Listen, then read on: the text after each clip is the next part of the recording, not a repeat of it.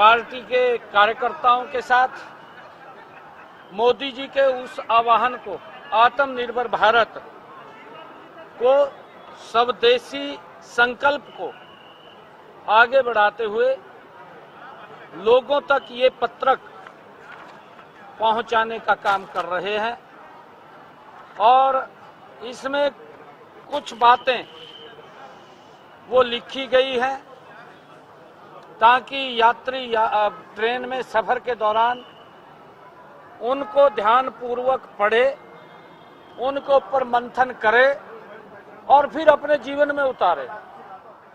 क्योंकि आजकल भाग दौड़ की जिंदगी में व्यक्ति पूरी तरह से नहीं देख पाता, समय का अभाव है। ट्रेन के अंदर जब व्यक्ति सफर करता है तो वो फ्री होता है,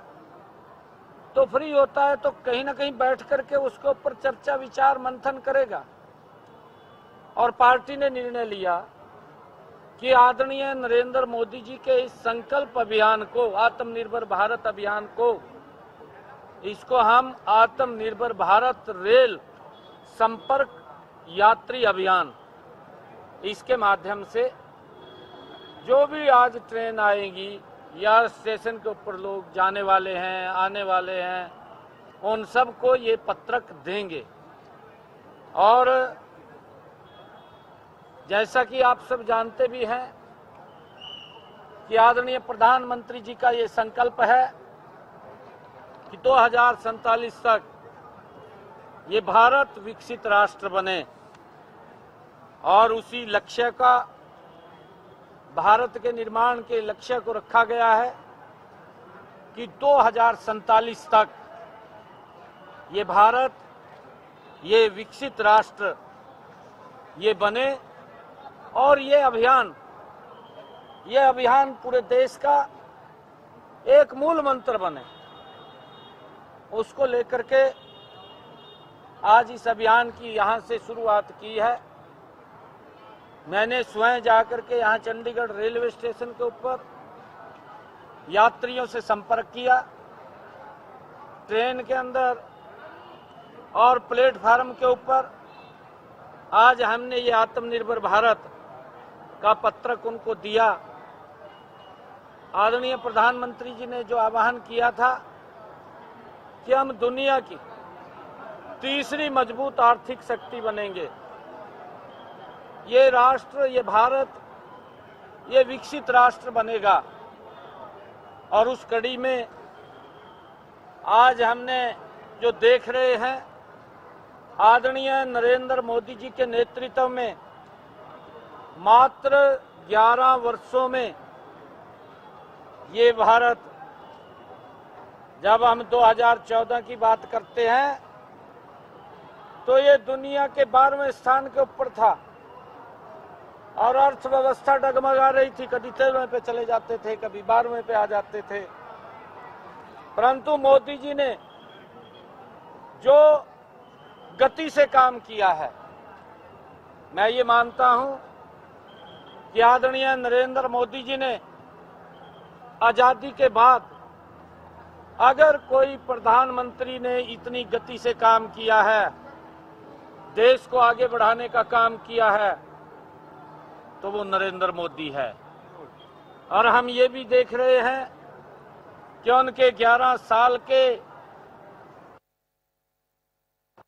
बाद भारत ये 12वीं 13वीं अर्थव्यवस्था थे, ये दुनिया की चौथी मजबूत आर्थिक शक्ति के रूप में आकर के खड़ा हो गया है। प्रधानमंत्री जी का आह्वान है कि भारत दुनिया की तीसरी आर्थिक शक्ति बने। और उसको लेकर के प्रधानमंत्री जी ने आह्वान किया है आत्मनिर्भर भारत के हम वोकल फॉर लोकल बने, कि हम अपने देश में बनी हुई वस्तुओं को खरीदें, उनका ही उपयोग करें। और यही वो आत्मनिर्भर भारत का रास्ता है, यही वो तीसरी आर्थिक शक्ति बनाने का रास्ता है कि जब हम भारत की बनी हुई वस्तुएं और भारत में ही बनाने वाली वस्तुएं हम पैदा करें, आम लोगों के उपयोग के लिए उनकी प्रोडक्शन भी भारत में करें और भारत के लोग भारत की बनी हुई वस्तुओं को खरीदें और उनका उपयोग करें। ये भारत दुनिया की तीसरी आर्थिक शक्ति के रूप में खड़ा हो जाएगा। ये भारत विकसित भारत बन जाएगा।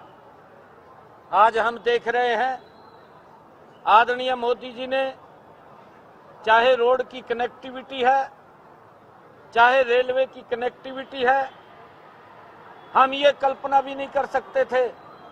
मैं चंडीगढ़ के रेलवे स्टेशन पे खड़ा हूं। आजादी के बाद ये अमृत भारत स्टेशन कितना जैसे एयरपोर्ट से भी अव्वल दर्जे का 5 स्टार ये स्टेशन ये मोदी जी के नेतृत्व में बना है। और मैं आग्रह करूंगा सभी पत्रकारों से कि इसके ऊपर जरूर ऊपर अपना कैमरा घुमाएं और ये दिखाना चाहिए कि ये मोदी का भारत है, किस मजबूती से बदल रहा है। क्योंकि आजादी के बाद कांग्रेस बातें तो करती रही, कांग्रेस बोलती तो रही, परंतु भ्रष्टाचार में ज्यादा विश्वास रखा। मोदी जी ने विकास में ज्यादा विश्वास रखा और यही कारण है। मैं अभी पंचकुला साइड भी गया था, उधर का भी कैमरा घुमा के दिखाना सबको। ज्ञान जी वहां खड़े होंगे, इनको दिखाना वहां से। और नहीं तो वहां बरसातवा भी जे रहा थे, ऐसी हालत थी, एक कोठड़ी सी थी, तड़ा गारा था।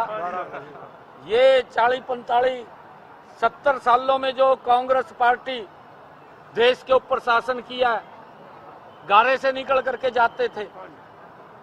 ये मोदी है कि अमृत भारत स्टेशन के तहत चंडीगढ़ का जीर्णोद्धार, पंचकुले का जीर्णोद्धार और एयरपोर्ट से अव्वल दर्जे का ये स्टेशन बनाने का काम किया। यही विकसित भारत है।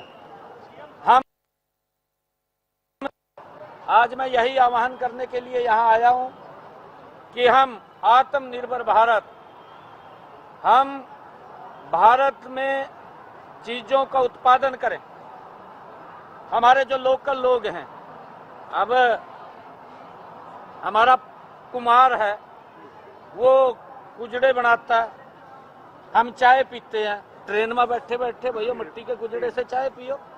ये आत्मनिर्भर भारत तो है और उससे बीमारी भी नहीं होगी और बीमारी को खींचने का काम करेगा, वो दूर करेगा बीमारी को। किसी और में पिएंगे तो बीमारी लेके आएगा वो, ये कई फायदे करेगा। तो फैशन हो गया उसमें। हाँ, ये हमने इसकी तरफ बढ़ना चाहिए। भारत की बनी हुई चीजों को हम महत्व दें, उनको खरीदें, उनको उपयोग करें, उनका ही उत्पादन करें। प्रदेश सरकार अश्विनी वैष्णव जी आए थे, क्या कहेंगे? क्या बातचीत रही? केंद्रीय रेल मंत्री नहीं, केंद्रीय रेल मंत्री जी आज आए थे, उनका एक कार्यक्रम मोहाली में है और रेलवे स्टेशन की भी इंस्पेक्शन यहाँ करनी थी। वो मोहाली में कार्यक्रम गए हैं, इस स्टेशन की इंस्पेक्शन भी होनी है। कल पंजाब के मुख्यमंत्री रोहतक गए हैं, काफी कुछ कह के गए हैं। कैसे देखते हैं वो जो मौत हुई कल, 2 मौतें जो हुई कि बास्केटबॉल खिलाड़ी की, और पंजाब के मुख्यमंत्री वहां जाकर के कहते हैं कि हरियाणा में व्यवस्थाएं नहीं है, क्या राजनीति मान? हमें बड़ा दुख है, मेरी परिवार में बातचीत भी हुई है और मैं उसकी जांच करवा रहा हूं भी वो पोल कब लगे थे, किसने लगाए थे, वो सारी जांच करवा रहा हूं। हमने कार्रवाई भी की है और आगे हमने आदेश किए हैं विभाग को भी जितने भी पोल जहां जहां भी इस प्रकार के लगे हुए हैं उनकी कंडीशन को देखा जाए और चेक करके उनको दुरुस्त किया जाए। ये हमने कहा है क्योंकि खिलाड़ी हमारे गौरव है हरियाणा के और खिलाड़ियों ने पूरी दुनिया में, हमारे हरियाणा के खिलाड़ियों ने नाम ऊंचा किया है, राष्ट्र का भी किया है, हरियाणा का भी किया है और हर संभव हमारे खिलाड़ियों के साथ, हम उनके साथ कंधे से कंधा मिला करके खड़े हैं, उनके सहयोग में खड़े हैं। परंतु ये व्यवस्था के अंदर उसकी मैंने जांच के आदेश दिए हैं कि उसकी जांच करी जाए और जांच करके जो भी संबंधित महाअधिकारी हैं उनके खिलाफ भी कल कार्रवाई हुई है। परिवार को भी हमने आर्थिक सहायता पहुंचाई है और मैं ये कहूँगा कि बड़ा दुख है और इस दुख की घड़ी में हम परिवार के साथ हैं। हमारे आदरणीय मंत्री जी, खेल मंत्री जी घर पे भी गए थे। बड़ा दुख है। मैं परमपिता परमात्मा से प्रार्थना करूंगा। समय में राजनीति करनी चाहिए। पंजाब के मुख्यमंत्री वहाँ जाके राजनीति हैं और वहाँ जाके कहते हैं, वो कोसते हुए नजर आते हैं। वो कहते हैं कि वहाँ हरियाणा के अंदर व्यवस्था नहीं है, पंजाब के अंदर इतनी अच्छी व्यवस्था है। हरियाणा खेलों में तो पंजाब से काफी आगे होगा मेडल्स के मामले में। पंजाब में नशा भी काफी है। नहीं, देखिए ये तो सारी फिगरें हैं, ये कोई छुपा हुआ तो नहीं है। हमने खिलाड़ियों को, हमारे जो खिलाड़ी हैं कितने गोल्ड मेडल लेकर के आए हैं, कितने सिल्वर मेडल लेकर के आए हैं, कितने कांस्य पदक लेकर के आए हैं, वो तो रिकॉर्ड है। पंजाब के हमारे खिलाड़ी वो भी हमारे आदरणीय हैं, वो भी आदरणीय हैं हमारे।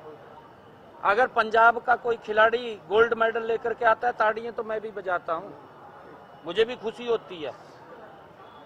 परंतु इन विषयों के ऊपर राजनीति करना ये दुर्भाग्यपूर्ण है। नहीं, एक मिनट जवाब दे दूंगा। राजनीति करना ये दुर्भाग्यपूर्ण है, क्योंकि पंजाब के अंदर जिस प्रकार से नशा फैल रहा है और जिस प्रकार से युवा उस नशे की गिरफ्त में आ रहे हैं, मैं ये कहना चाहूंगा पंजाब के मुख्यमंत्री से, क्योंकि ये जिम्मेवारी मिलती है और उन्होंने तो इस बात को लेकर के वोट भी लिया है, क्योंकि उसके पीछे केजरीवाल साहब और दोनों बैठे रहते हैं। उन्होंने बड़े बड़े वायदे, बड़ी बड़ी बातें वो पंजाब के लोगों को कही थी। उन्होंने ये भी कहा था कि मैं 1 महीने के अंदर पंजाब से नशे को समाप्त कर दूंगा। ये होगी, ये केजरीवाल की भी होगी, कहीं ना कहीं वीडियो मिल जाएगी, भगवंत मान की तो मिल ही जाएगी। परंतु मुझे नहीं लगा सुबह 9 बजे से लेकर के 5 बजे तक तो सब ठीक रहता है।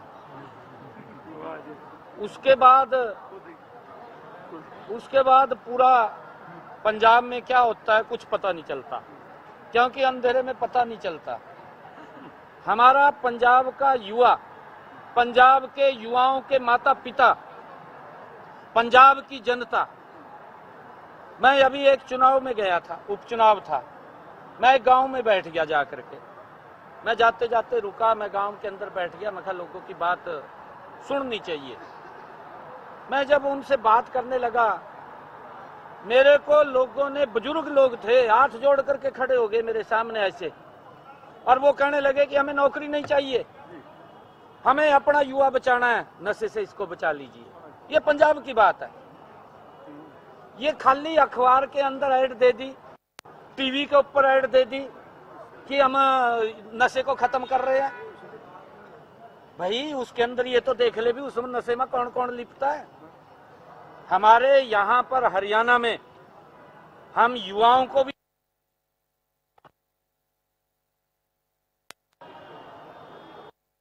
साइक्लोथॉन यात्रा हो, चाहे हमारी मैराथन हो या कार्यक्रम जागरूकता के हो, नशा मुक्ति केंद्र हो, हमने अलग उसकी व्यवस्था खड़ी की है। हम माँ बाप को भी जागरूक कर रहे हैं, बच्चों को भी जागरूक कर रहे हैं कि भाई नशे से दूर रहें। और जो नशा फैलाने के अंदर संलिप्त है, हमारी पुलिस उनके खिलाफ सख्त कार्रवाई भी कर रही है, और यहां तक कार्रवाई कर रही है जो बड़े प्लेयर हैं नशा फैलाने वाले, उनके मकान को भी डिमोलिश करने का काम हमारी पुलिस कर रही है, ताकि अपने युवाओं को बचाना हमारी जिम्मेवारी है। मैं भगवंत मान साहब को कहना चाहूंगा, अच्छी बात है, देखिए दुख के अंदर जाना चाहिए, राजनीति नहीं करनी चाहिए। पहले पंजाब तो देख ले, पंजाब के अंदर युवाओं का क्या हाल हो रहा है। बास्केटबॉल के खिलाड़ी का ग्राउंड के अंदर गोली मार करके उसकी हत्या कर दी जाती है। भाई तू अपने तो झांक ले, क्या हो रहा है क्या नहीं हो रहा। वो यहाँ पर संवेदना व्यक्त करने आए हैं, अच्छा है, आना चाहिए, राजनीति नहीं करनी चाहिए, पहले अपने गिरेबान में झांकना चाहिए। ये तो चाबी भर दी उसका केजरीवाल ने, हर कह दिया जाएगा वहां से बैठ, हर कांग्रेसियों ने, कांग्रेसी भी तो दोनों मिले हुए इन्होंने, मिले हुए हैं दोनों, कांग्रेस और ये दोनों भ्रष्टाचार में लिप्त हैं।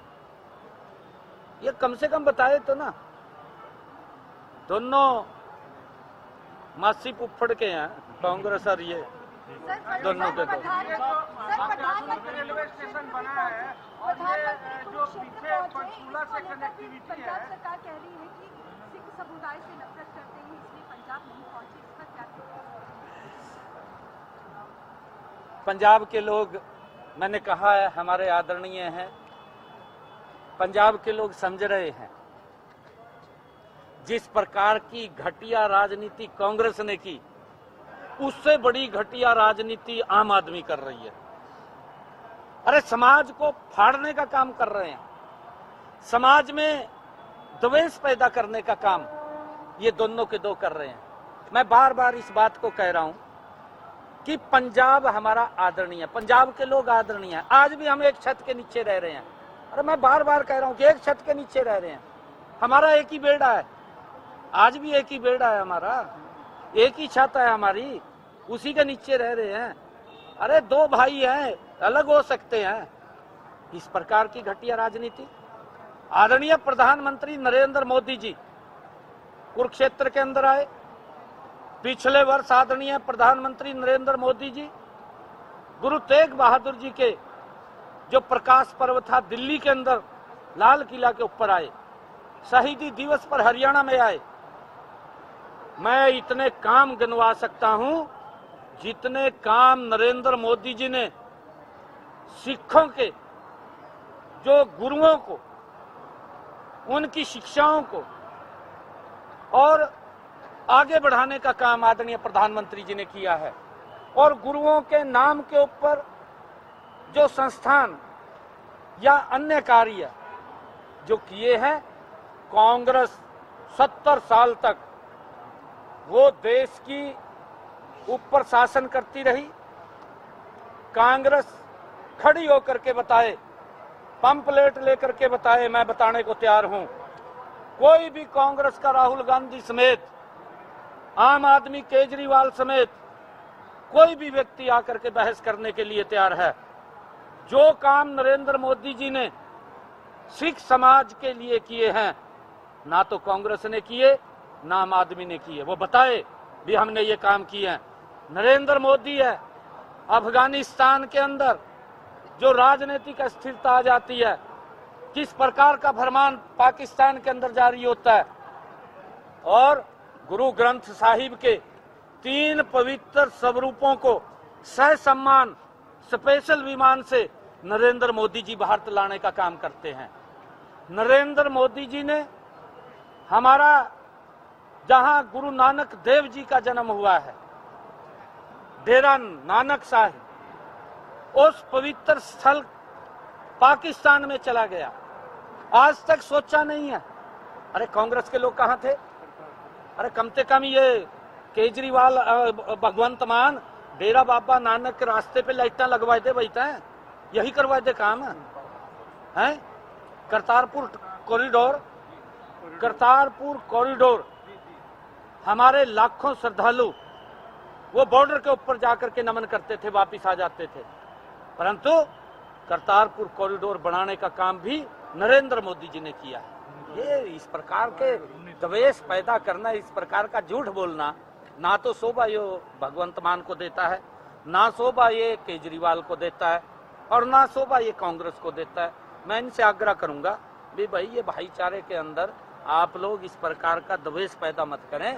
मोदी जी, क्योंकि ये पहला प्रधानमंत्री है जो सिर के ऊपर अपने खंडा साहब का पटका लेकर के शीश नवाने के लिए जाता है। ये प्रधानमंत्री है जो अपने सर के ऊपर पगड़ी बांध करके शीश नवाने के लिए गुरु घर के अंदर जाता है, और ये कह रहे हैं, इस प्रकार का द्वेष पैदा कर रहे हैं कि मोदी तो सिखों के खिलाफ है। अरे खिलाफ कौन था? 84 का भूल गए क्या? किन्होंने किया है? कौन खिलाफ थे? और इस प्रकार का प्रेजेंटेशन करना दुर्भाग्यपूर्ण है। परंतु प्रधानमंत्री जी कुरुक्षेत्र में आए, मैंने काम गिनवाए, मेरे चैनल्स के ऊपर पड़े होंगे आप जितने काम, मैंने ज्यादा काम नहीं थे, मैंने प्रमुख काम गिनवाए, इससे ज्यादा काम किए हमने। गुरुओं की जो हमने 4 यात्राएं निकाली, उससे पहले भी हमने काम किए, अब भी काम किए हैं, इतने काम किए कि आप देखिए, वो तो मैंने प्रमुख काम बोल रहे हैं। और उसके अंदर क्योंकि मेरे पास समय की बाध्यता थी, मैं ज्यादा समय नहीं ले सकता था, 5 मिनट का मेरा समय था, मैंने प्रधानमंत्री जी का 15 मिनट का समय ले लिया। आपके सामने है, आप देख लीजिए, मेरा लिखा हुआ जो मैंने प्रधानमंत्री जी को कहा था कि मैं 5 मिनट में आपका स्वागत करूंगा। परंतु मुझे ये लगा कि प्रधानमंत्री जी ने जो काम किए हैं उनका गुणगान होना चाहिए, उनका बताना चाहिए कि हमने क्या किया। नहीं तो कांग्रेस वाले यार आम आदमी के न्यू कहते हैं, कहा जिनने तो कुछ नहीं कराया, कहा भाई करा क्यों नहीं है? हाँ कहते हैं, कहा इनने तो कुछ नहीं कराया, कहा ये तो सिखों के खिलाफ है, इस प्रकार की बातें करते हैं।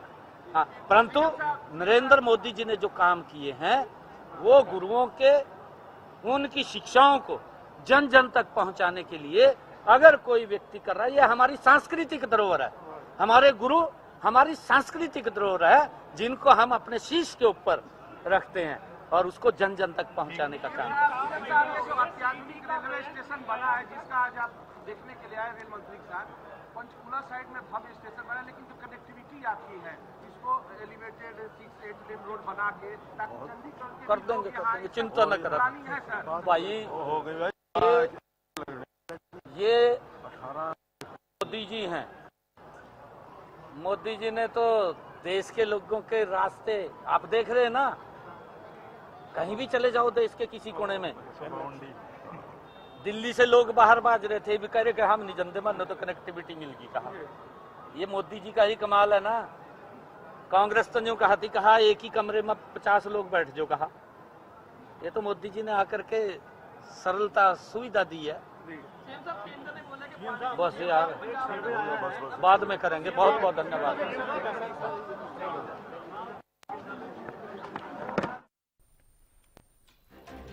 तो हरियाणा में बीजेपी की तरफ से रेल संपर्क अभियान का शुभारंभ किया गया है। केंद्रीय रेल मंत्री अश्विनी वैष्णव और सीएम नैब सिंह सैनी ने शुरुआत की। बड़ी खबर आपको बता रहे हैं, रेल यात्रियों को जागरूक करते हुए नजर आए।